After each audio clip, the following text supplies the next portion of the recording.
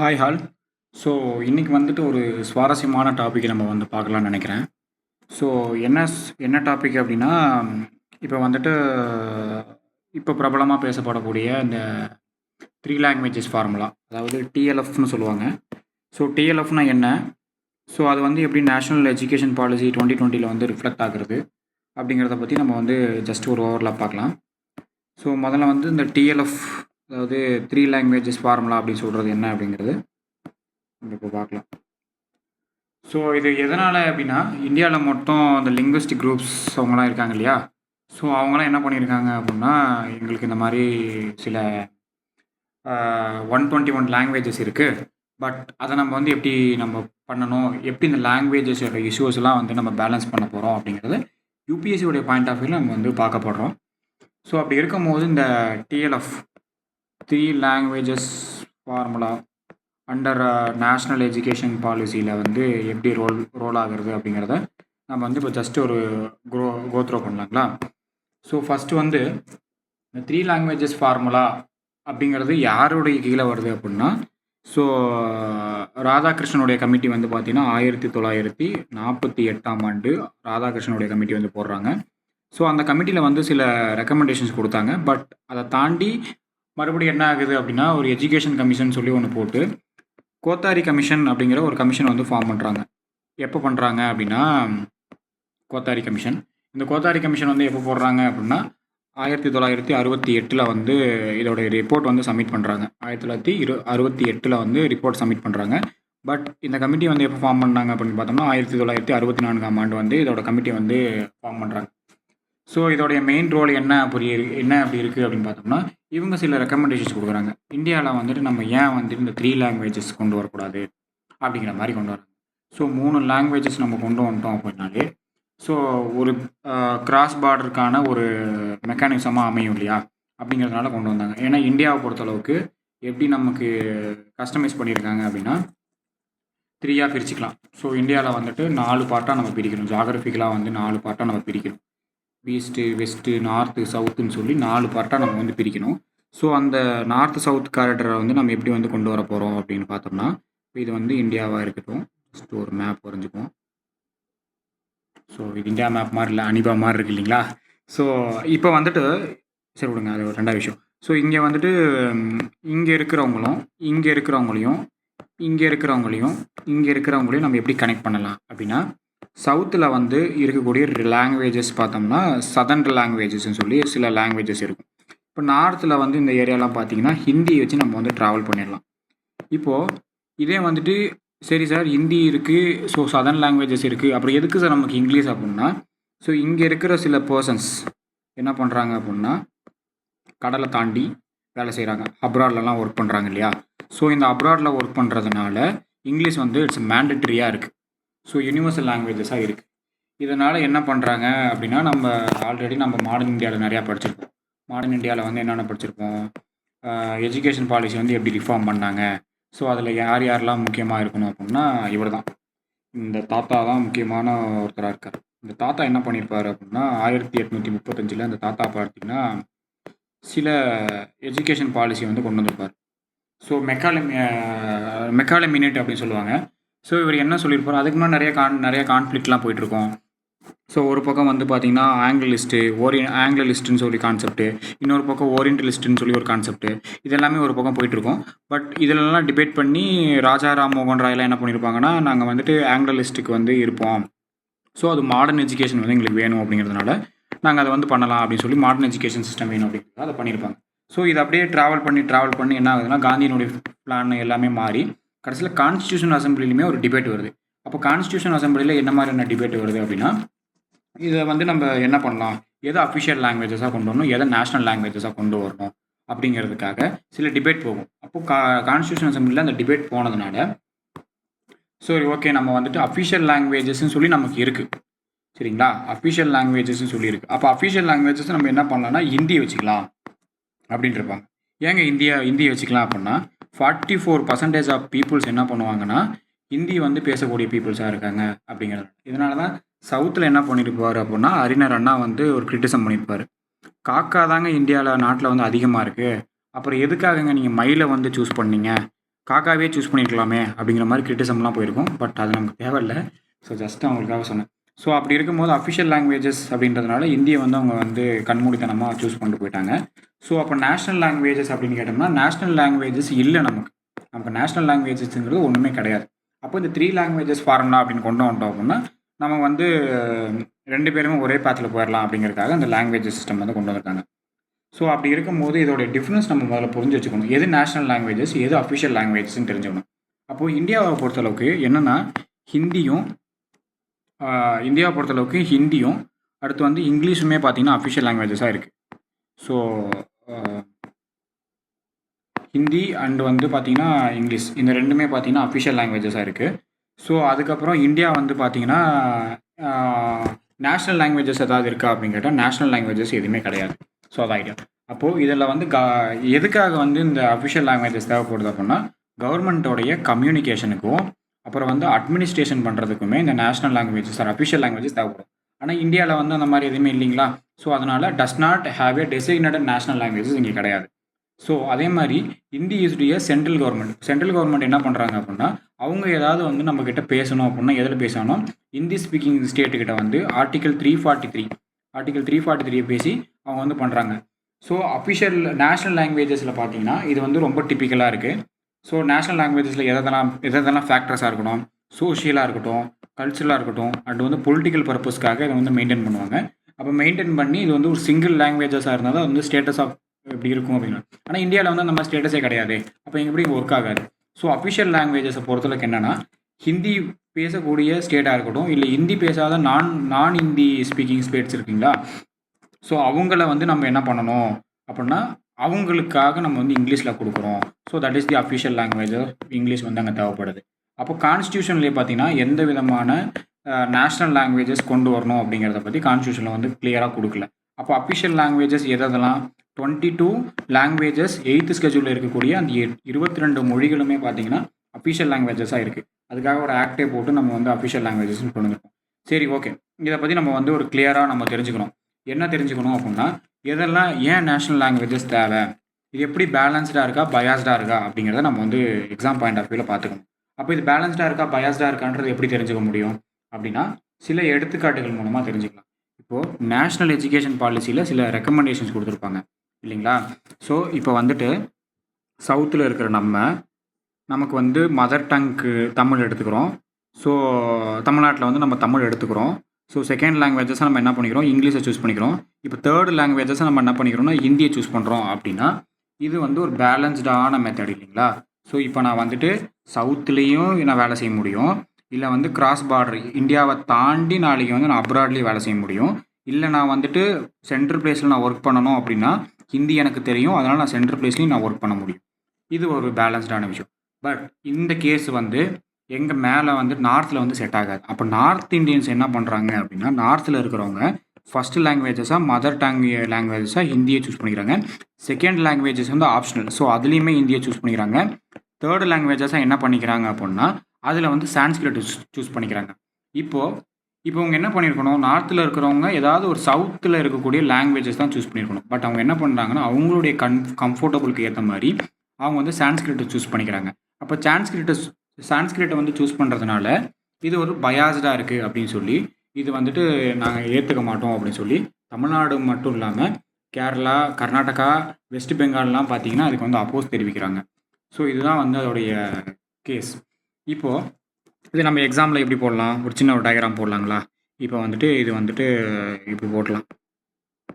இப்போ இதை நம்ம எப்படி பேலன்ஸ்டாக கொண்டு வரலாம் அப்படின்னா இப்போ வந்துட்டு 3 லாங்குவேஜஸ் பாலிசி அப்படின்னு எடுத்துட்டோம் அப்படின்னா இந்த மாதிரி சின்ன சின்ன டயக்ராம் தான் நமக்கு வந்து ஹெல்ப் பண்ணும் இல்லைங்களா. இப்போ 3 லாங்குவேஜஸ் பாலிசி அப்படின்னா 3 லாங்குவேஜஸ் பாலிசி இருக்குது.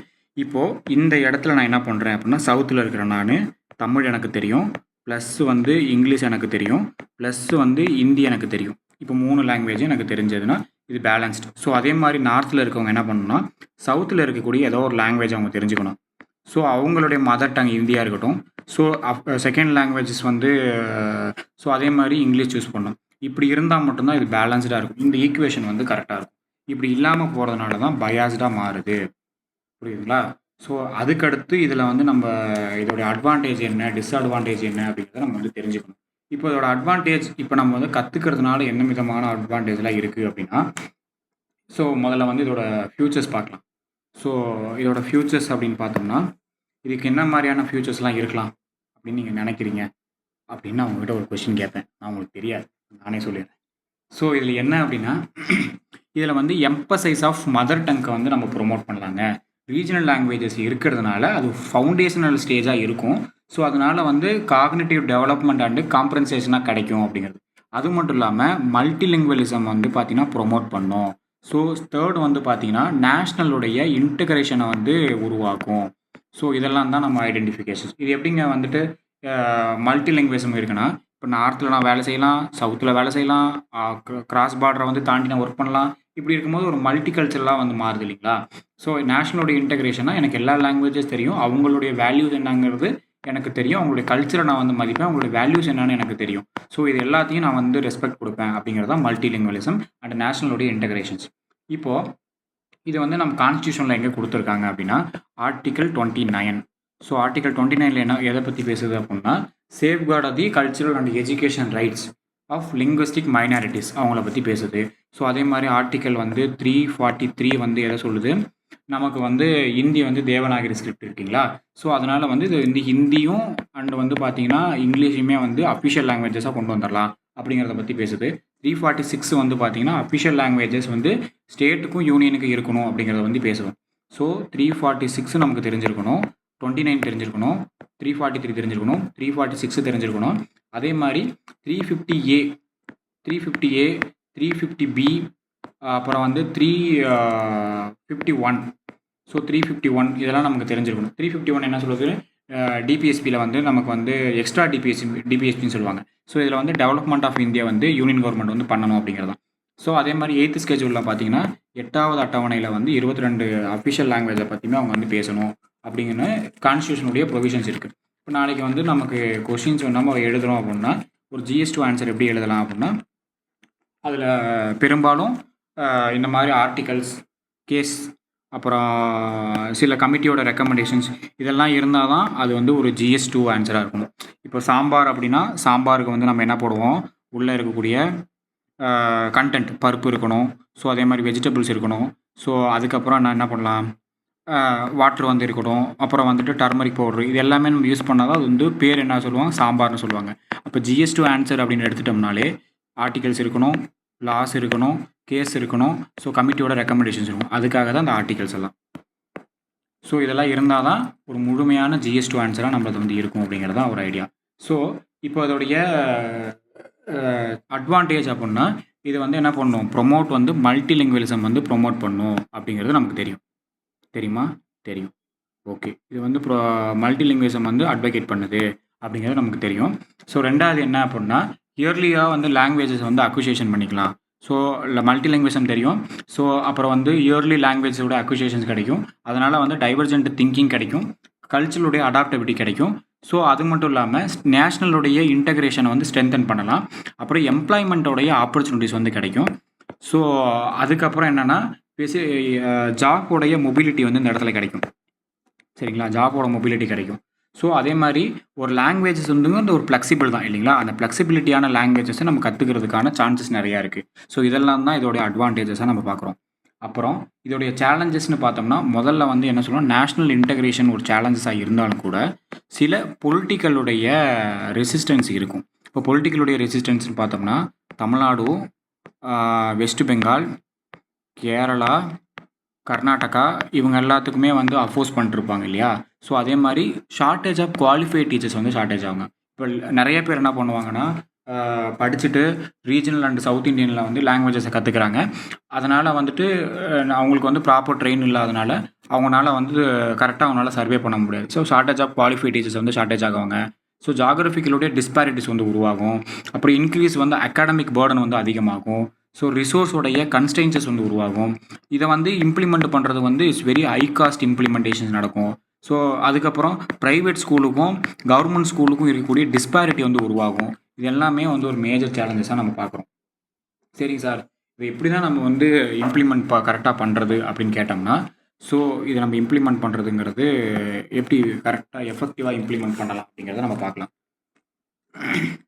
ஸோ எது வந்து எழுதுனாதான் இருந்தாலுமே நம்ம என்ன பண்ணணும் அப்படின்னா இன்வெஸ்ட்மெண்ட் பண்ணுங்க. நம்மக்கிட்ட காசு இல்லை, ஸோ அதனால் காஸ்ட்டை கொண்டு வாங்க, ஒரு பாயிண்ட்டு. ஸோ செகண்ட் வந்து பார்த்தீங்கன்னா லாங்குவேஜஸ்க்கான ஒரு ஃப்ளெக்சிபிலிட்டி கொடுங்க அப்படிங்கிறது. ஸோ அதுக்கப்புறம் வந்து பார்த்தீங்கன்னா டெக்னாலஜியை டெவலப்மெண்ட் பண்ணுங்கள். டெக்னாலஜியில் வந்து எப்படி டெவலப்மெண்ட் பண்ணி கொண்டு வரலாம் அப்படிங்கிறத பாருங்கள் அப்படிங்கிறது சொல்லலாம். ஸோ அதுக்கப்புறம் அதை வந்து ப்ராப்பராக மானிட்டர் பண்ணுங்கள். அடுத்து வந்து எவாலுவேட் பண்ணுங்கள். இதெல்லாமே இருக்குது, சரிங்களா? ஸோ அதுக்கப்புறம் என்ன சொல்லலாம், இதில் வந்து நிறைய இன்வெஸ்ட்மெண்ட் கொண்டு வாங்க அப்படிங்கிறது எல்லாமே நம்ம முன்னாடி வந்து சக்ஸஸில் சேலஞ்சஸில் எதெல்லாம் பார்க்குறோமோ அது எல்லாமே எஃபெக்டிவாக நம்ம இம்ப்ளிமெண்ட் பண்ணிடலாம் அப்படிங்கிறது அதோட நேஷ்னல் எஜுகேஷன் பாலிசியோடைய ஒரு மெயின் க்ரக்ஸ். ஸோ இவ்வளோ தான். ஸோ இதை மட்டும் நமக்கு தெரிஞ்சிருச்சு அப்படின்னா இப்போ நம்ம வந்து என்ன பண்ணலாம், ஜஸ்ட் இதுதான் சேலஞ்சஸ்னால் இதாக இருக்குது, ஸோ அட்வான்டேஜுங்கிறது இவ்வளோ தான் இருக்குது, ஸோ இதை வந்து இப்படி தான் இம்ப்ளிமெண்ட் பண்ணணும் அப்படின்னு தெரிஞ்சிடுச்சுனாலே நமக்கு இப்போ வந்து நான் உங்களுக்கு ஒரு கொஷின்ஸ் காட்டுறேன், அதை வந்து சால்வ் பண்ணலாம். ஸோ இந்த கொஷின்ஸில் என்ன சொல்லியிருக்காங்கன்னா, critically examine the implementation of the 3 languages formula under the national education policy, so NEP 2020. I highlight its challenges, implications, inclusive education. So 150 mark வருதுங்களா? அப்போ இதுக்கு நம்ம என்ன எழுதலாம், இம்ப்ளிமெண்டேஷன் எப்படி பண்ணலாம் அப்படின்னா, முதல்ல கோத்தாரி கமிஷனுடைய ரெக்கமெண்டேஷன்ஸ் கீவேர்ட்ஸ் வந்துருச்சு. ஸோ 1968 கீவேர்ட்ஸ் வந்துருச்சுங்களா? ஸோ அதனால் இம்ப்ளிமெண்ட் பண்ணாங்க. கேஸ் ஸ்டடி கொடுக்குற மாதிரினா சத்தீஸ்கருடைய கவர்மெண்ட் வந்து பார்த்தீங்கன்னா இதை இம்ப்ளிமெண்ட் பண்ணியிருக்காங்க. 18 அஃபிஷியல் லாங்குவேஜஸை வந்து அவங்க பைலிங்குவல் ஃபார்மேட்டில் கொடுத்துருக்காங்க அப்படிங்கிறது நமக்கு தெரிஞ்சிடும். ஸோ இதுதான் நம்ம இன்ட்ரோவில் கொடுத்துருவோம். ஸோ இப்போ என்ன கேட்குறாங்க, சக்ஸஸ் கேட்குறாங்க. அப்போ சக்ஸஸ்னால் எப்படிலாம் இது வந்து சக்ஸஸ் ஆகிருக்கு அப்படிங்கிறத நம்ம முன்னாடியே சொன்ன மாதிரி தான். என்ஷூர் வந்து நேஷனல் இன்டிகிரேஷன் வந்து இது பண்ண போகிறது, மல்டி லாங்குவேஜஸை வந்து ப்ரொமோட் பண்ண போகுது அப்படிங்கிற மாதிரி ஒரு 3 பாயிண்ட் நம்ம அது போட்டுடலாம். சேலஞ்சஸ்னால் நம்ம சொன்ன மாதிரி தான். ஸோ இதில் வந்து பார்த்தீங்கன்னா லேக் ஆஃப் ட்ரெயின்டு டீச்சர்ஸ் வந்து இதாக போகிறாங்க, ஸோ காஸ்ட்டு கிடையாது, ஸோ இதோடைய பொலிட்டிக்கலுடைய ரெசிஸ்டன்ஸ் இருக்குது. ஸோ நம்ம முன்னாடி சேலஞ்சஸில் என்னென்ன பேசியிருக்கோம் அப்படிங்கிறது எல்லாத்தையும் நம்ம உல்ட்டா பண்ணி போட்டாலே சேலஞ்சஸ் கிடச்சிடும். இப்போ இம்ப்ளிகேஷன்ஸ் எப்படி நம்ம இன்க்ளூசிவ் எஜுகேஷன் இந்தியாவில் வந்து எப்படி இம்ப்ளிமெண்ட் பண்ண போகிறோம் அப்படின்னு கேட்டாலே நீங்கள் எதெல்லாம் சேலஞ்சஸில் சொன்ன மாதிரி தான். ஸோ காஸ்ட்டு கொண்டு வாங்க, ஸோ அதே மாதிரி வந்து டீச்சர்ஸ்க்கு வந்து ட்ரெயின் கொடுங்க, ஸோ மெட்டீரியல்ஸ்க்கு வந்து இது பண்ணுங்கள், அகாடமிக்கோட சப்போர்ட்டை கொடுங்க, ஸோ அது மட்டும் இல்லாமல் இது இப்படி தான் அப்படின்னு சொல்லி அவேர்னஸ் கொடுங்க. ஸோ அதுக்கப்புறம் நம்ம என்ன பண்ணலாம், அதுக்கப்புறம் நம்ம இதோட லாங்குவேஜஸ்க்கான ஒரு ஃப்ளெக்சிபிலிட்டி கொடுக்க முடியும்.